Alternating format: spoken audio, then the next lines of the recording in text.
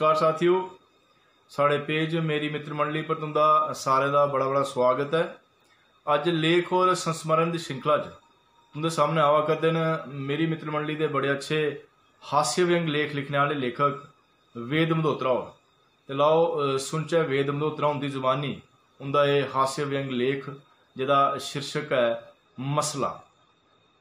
सारे साथियों की अक्सर पढ़ते रहने जे कोई आखदा असें 5 साल हो गए ते कुसै 10 साल हो गए बस च बैठे दे, पर साढ़े कन्नै ऐसी कोई कहानी नहीं।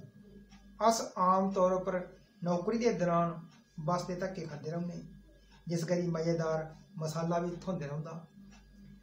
साढ़ा बस का रामनगर वाला रूट भी केइयें मालकें की किस्मत चमकाई छुड़दा।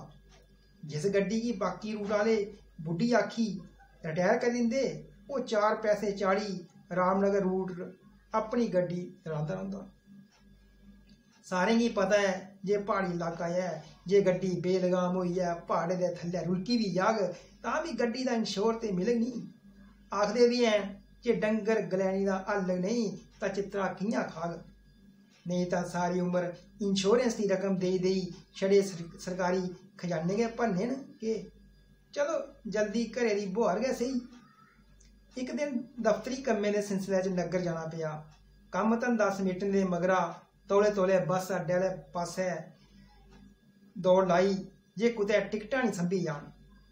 साढ़े रामनगर की ये टकोदी परंपरा है, जे कुतै पास्से भी गड्डी पकड़नी होऐ तां धक्का मुक्की देई टिकट लैनी पौंदी। जिस अपने जोर की अजमाइश करी दाल आई टिकट ले लेई, उसने ते जियां किला फतह करी लिया। खैर असें भी अपना सारा जोर लाई जक लाई टिकट का बंदोबस्त किया ते जाई सीटर छड़ कन्नै बेही गए। एक होर दोस्त भी कन्नै हा, जिस करी गप गड़ाका लगन लगा तां जे गड्डी च रौला खप्पा पे गया। साड़ी अगली भेठा बैठे दे दऊं जोधे जेके के एक कोई 45 ब'रें दा दिखने की कोई अफसर लब्भे करदा हा ते दूआ नौजवान जिहदी उम्र कोई 35 ब'रें दे लाग्गे ही बागजुद चलिया करदा हा। असें सोचा जे जरूर छोकरा बगैर लैते दे साहब की सीटा बगैर टिकट लेते दे साहब की सीटा पर बेही गया होना। असेंगी उस स्याने कन्नै हमदर्दी जागी ते मध्यस्थता करते हुए मामले की जानने का प्रयास किया तां गल्लां सनोचियां। ओए तू एके पासे जा, साहब रोब जमांदे हुए छोकरे की गला करदा हा ते ओह बड्डें दा लिहाज करदे हुए साहब जी आखी अपनी गल रखेआ करदा हा। जिसलै मते चिर तक कुकड़े वाली लड़ाई नहीं मुक्की तां असें एक अच्छे पड़ोसी का फर्ज निभांदे हुए पुच्छी गै लिया जे आखर लड़ाई की वजह केह् है। तां पता लगा जे साहब बारी आह्ले पासे की सीट बौह्ना चाहता हा, जिस करी वो बड़े बड़े तर्क ते अपनी कुर्सी का रोज जमांदे हुए बदतमीजी उतरी आया हा। छोकरा इ'यै आख्या करदा हा जे मैं पहले आया इस करी बारी आह्ले पासे मैं बौह्ना। ओए तू की बारी बार आख्या करना जे मेरी सीटा रा उठियो, थुआड़ी सीट कदों दी, अऊं पहले आया।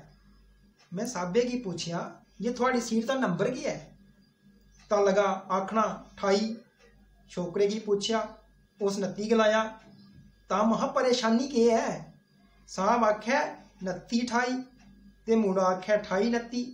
जेकर इत्त पासे का गिनो तां 29 28 ते उत पासे का गिनो तां 28 29।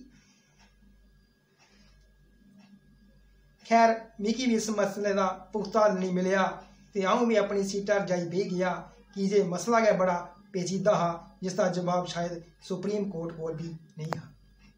साथियों ये लेख तुसें कैसा लग्या अपनी राह कमेंट बाक्स जरूर दिओ ते इ'यां गै साढ़े पेज कन्नै जुड़े रहो। ते अगले मंगलवार फिर कोई होर लेख या संस्मरण लेइयै तुंदे अग्गे फिर हाजिर होगे। तदों तक दिओ इजाज़त। नमस्कार।